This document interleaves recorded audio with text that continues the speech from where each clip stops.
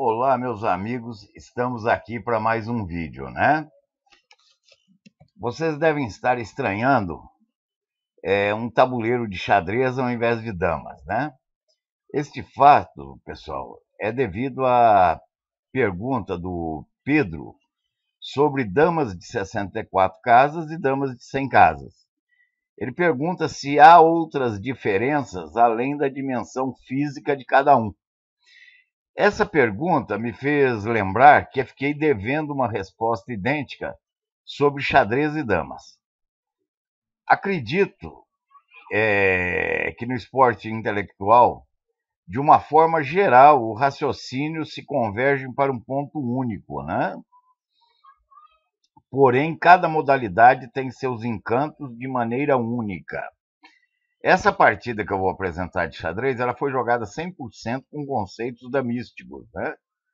Como o xadrez tem a forma, né, não é tão abstrato como damas, talvez se entenda melhor alguns conceitos damísticos, né? Então vamos lá.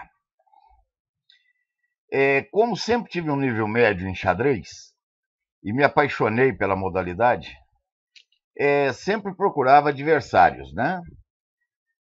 Ou de damas ou de xadrez. Isso fez com que eu observasse que havia muito mais jogadores de xadrez a jogadores de damas. Fato que me surpreendeu, né? Quando comentei isso no final da década de 70, disseram que eu estava errado. Na década de 80, né, de forma tímida, veio a informática e os sites, né, que comprovavam minha tese. Em qualquer site havia mais enxadristas que damistas. Voltei novamente ao assunto à tona e alegaram que o enxadrista tinha uma melhor condição financeira. Como na época a informática era elitizada, havia essa discrepância realmente de classe social, né? Hoje, com a massificação da internet e da informática, dirimiu qualquer dúvida. Temos a média de 5 jogadores de xadrez para um jogador de damas. Basta entrar em qualquer site que nós vamos ver essa média aí, né? Esse fato, gente, mexeu comigo uma vez que era para ser ao contrário, né? Damas teria que ter mais damistas que enxadristas. Comecei a pesquisar o porquê do fato e encontrei. Vejam, o xadrez lhe dá uma série de movimentos diferentes, que são peão. O peão anda para frente, uma casa, né? No lance inicial ele pode andar uma ou duas casas, toma na diagonal e no en passant, também no en passant na diagonal, coroa qualquer peça. Quando na oitava fila, não é só dama, ele pode coroar cavalo, bispo, torre, a peça que ele quiser. Aliás, com exceção do rei, né? E do próprio peão. O cavalo, por exemplo, ele anda em L, né? O bispo na diagonal, a torre na horizontal e vertical, a dama na horizontal, na vertical e na diagonal, o rei, uma casa para qualquer lado, tem o roque pequeno, o roque grande, as damas lhe dão... O jogo de damas já lhe dá os seguintes movimentos. Veja, a peça anda para frente, na diagonal, esquerda ou direita. Toma para frente ou para trás, né? Obrigado à maioria, e na oitava fileira coroa damas, né? Então, veja, se você pegar isso em primeiro momento, o xadrez seria mais difícil de aprender ao jogo de damas. Mas tem um detalhe curioso aí. Esses movimentos do xadrez, independente de ser mestre ou iniciante, ele é decorativo. A partir do momento que você aprendeu esses lances, você decorou esses lances, eles jamais vão mudar. Você jamais vai ver um cavalo andar em linha reta, né? Vocês jamais vão ver uma dama fazer um L, né? Então, os movimentos são fixos no jogo de xadrez. Por isso que todo enxadrista, quando ele fala eu sei jogar xadrez, ele sabe o princípio básico do jogo. Não é o que acontece em damas. Ah, você sabe jogar dama? Sei. Ele vem jogar com você, ele dá 2 peças de graça, dá 3 peças de graça. Ou seja, ele não tem a menor noção do que ele está fazendo no tabuleiro. Né? E se você for ver o jogo de damas tem muito mais movimentos que o xadrez. Porque, veja, esses movimentos o xadrez lhe dá e para por aí. Damas não, o jogo de damas lhe dá os movimentos. Agora, tem uma gama de movimentos muito grande que você não pode ser decorativo, você tem que ter técnica. Por exemplo, vamos ver aqui essa posição de damas. Veja.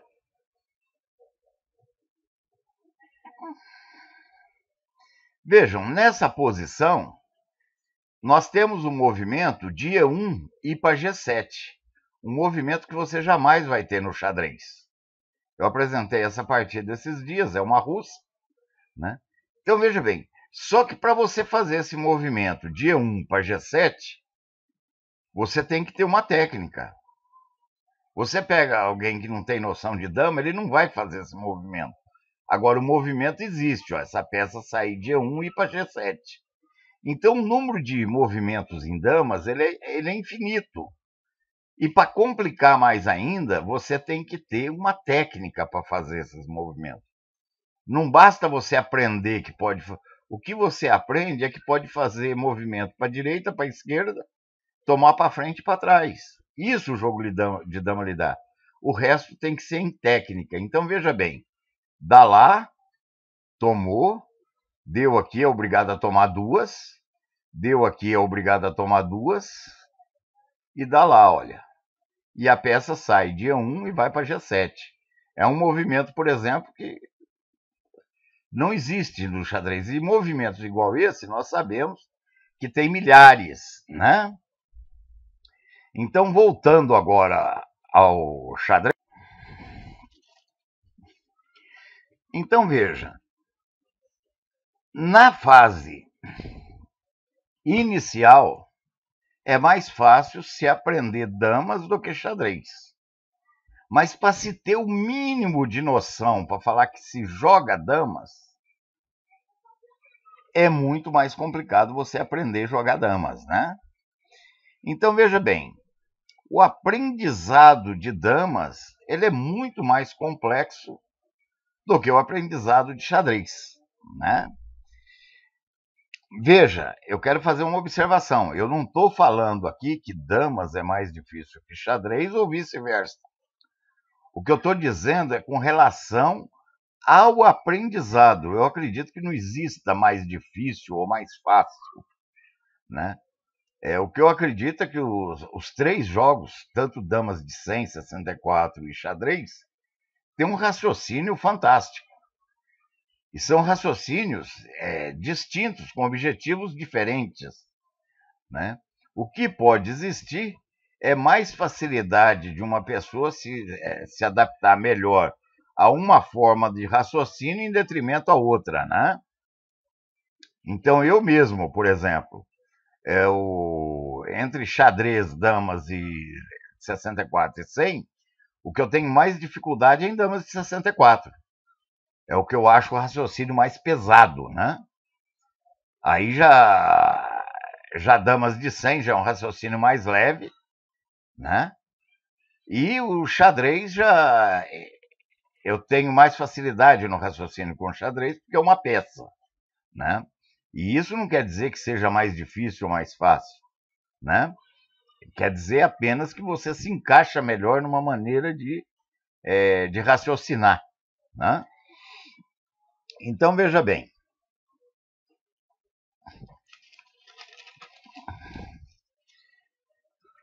Então, nós vimos que o jogo de damas ele é mais complexo, né? é para você aprender. O Joel Rissoli, o Judião, falou algo incrível, né? Ele falou o seguinte, que tem gente que joga damas de 64 casas há 30 anos e nem aprender que o jogo é difícil ainda ele aprendeu.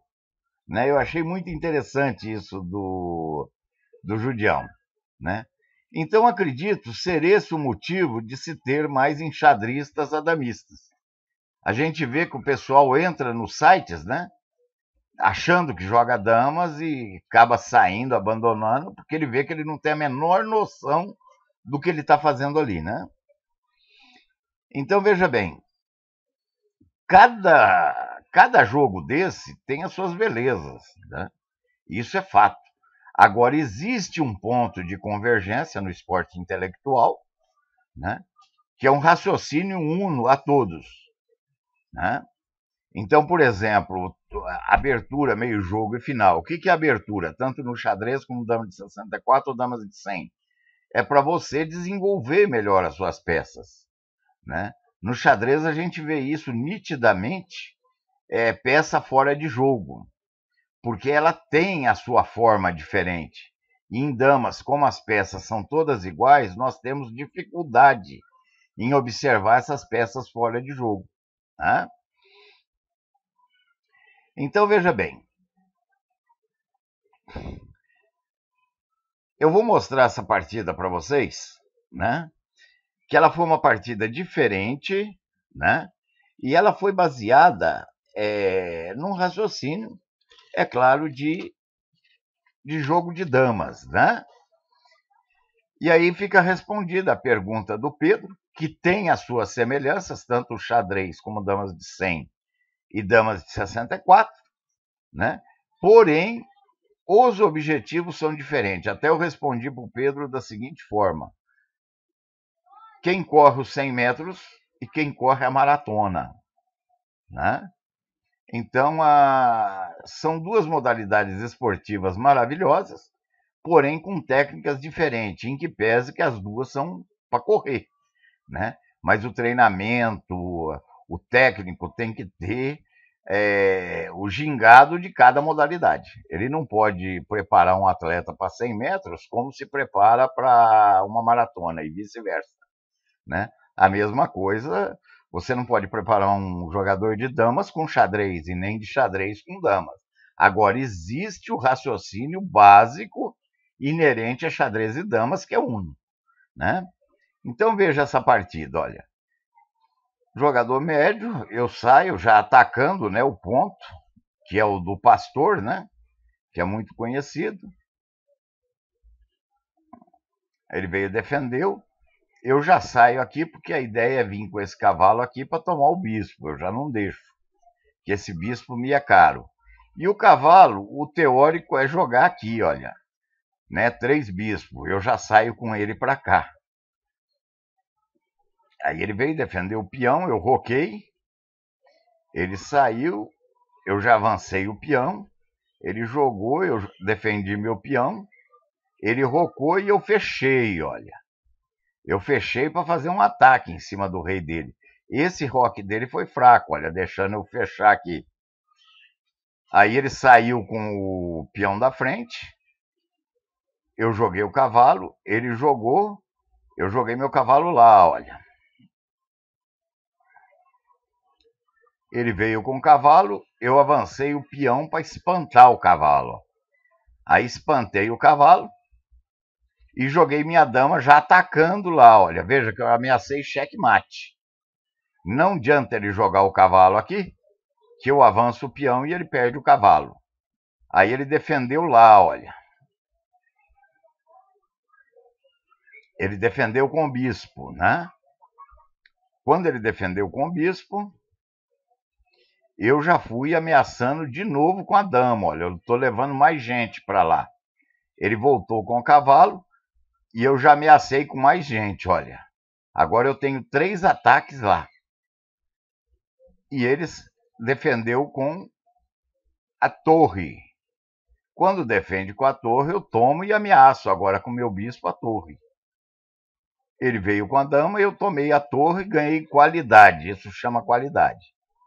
Agora, como eu não tenho mais o ataque lá, eu neutralizei esse cavalo dele aqui, olha. Né? E ele não pode jogar o cavalo, porque eu dou. Ele é obrigado a tomar. Eu tomo, né? Ele vai tomar e vai cair mais um peão. Então, eu com qualidade de peão, a partida tá ganha, né? Aí ele avançou com o peão. Eu joguei o cavalo, porque se ele toma, eu tomo de cavalo ameaçando o bispo. Ele saiu, eu joguei 2 avanços.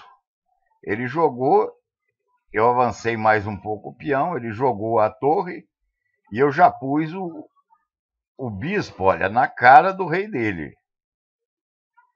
Ele jogou a torre, eu tirei aqui justamente que eu queria essa tomada dele, olha. Aí ele tomou, agora ele desprendeu toda... Ele jogou, eu tomei, ele tomou aqui atacando, né? Eu tomei lá o peão,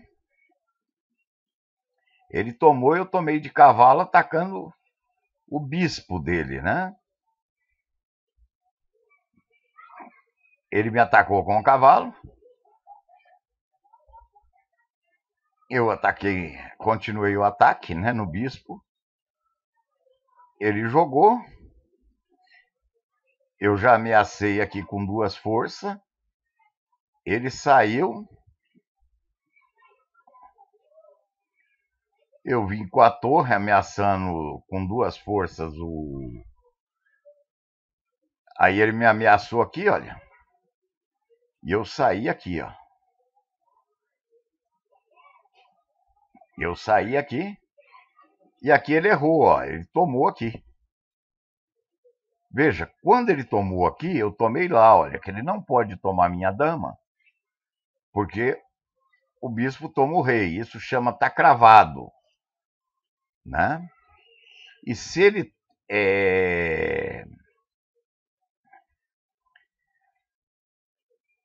defende de dama, eu tomo o cavalo aqui gratuitamente, né? Aí ele voltou o cavalo, eu joguei a torre, né? Veja, aqui começam as coisas interessantes. Ele me atacou aqui, o meu bispo, veja bem. Qual que é a ideia dele, né? A ideia dele é desprender as peças dele. Parece que eu vou ter que defender esse bispo. Mas eu surpreendi no lance aqui. Em vez de defender o bispo, eu joguei aqui, olha. Pelo contrário, atacando com 3 forças agora, olha. Né?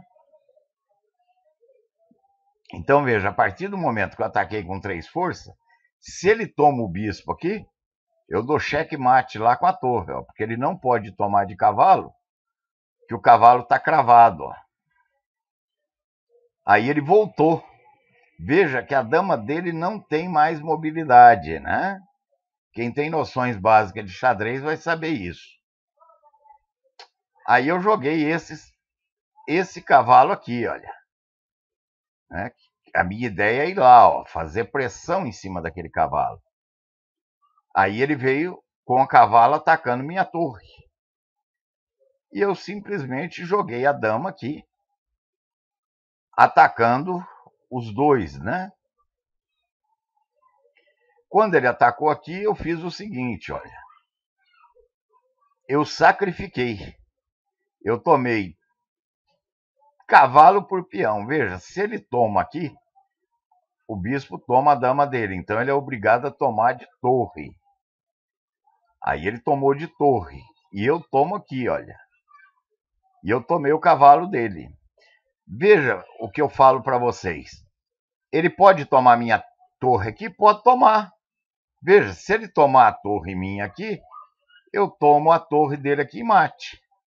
Porque a dama dele está restringida a defender essa casa. A dama dele não tem mobilidade. A torre não pode sair, porque está cravada pelo bispo. E o cavalo não pode sair, porque está cravado pela dama. Então, veja bem, olha. Rei não pode andar, cavalo não pode andar, dama não pode andar e torre não pode andar.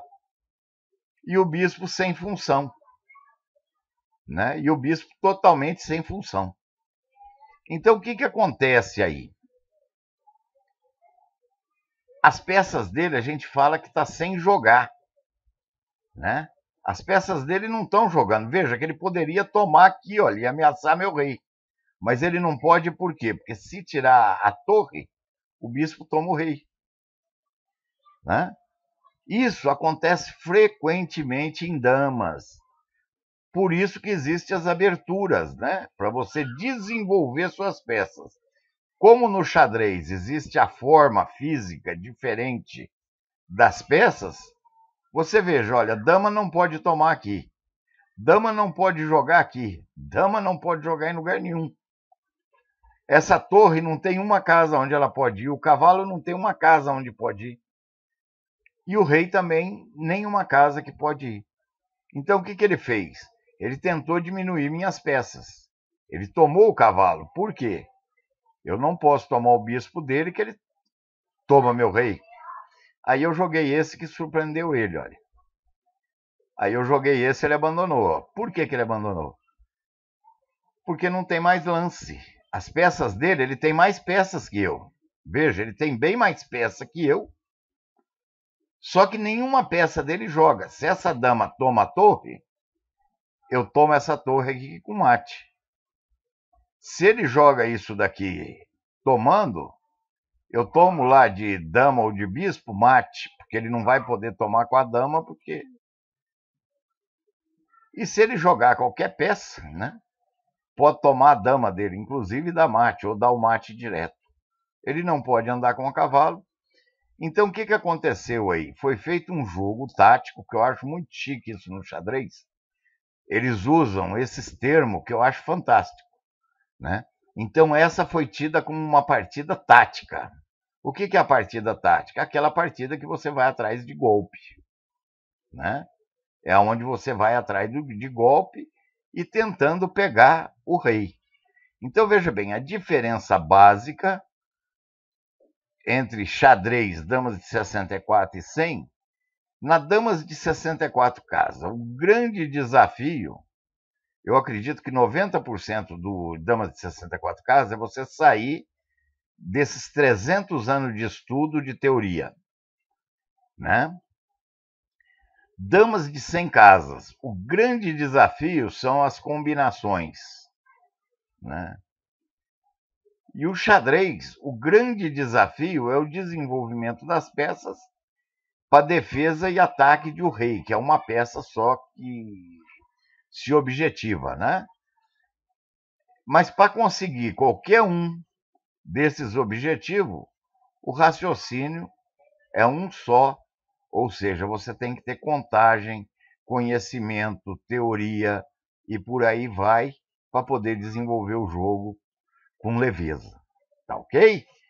Meus amigos, acho que eu respondi tanto a pergunta do Pedro quanto a do rapaz que me fez a pergunta com relação ao xadrez. Gostei muito dessa partida de xadrez que eu joguei, né? Esse é meu estilo no xadrez também, eu procuro só combinação, né?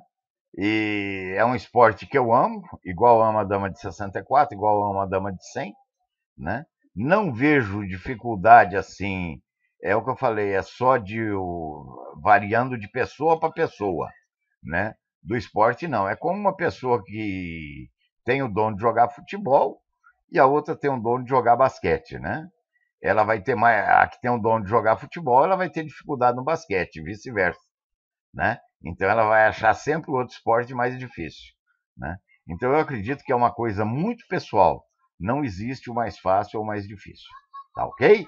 Um grande abraço a todos aí. Até o próximo vídeo, se Deus quiser.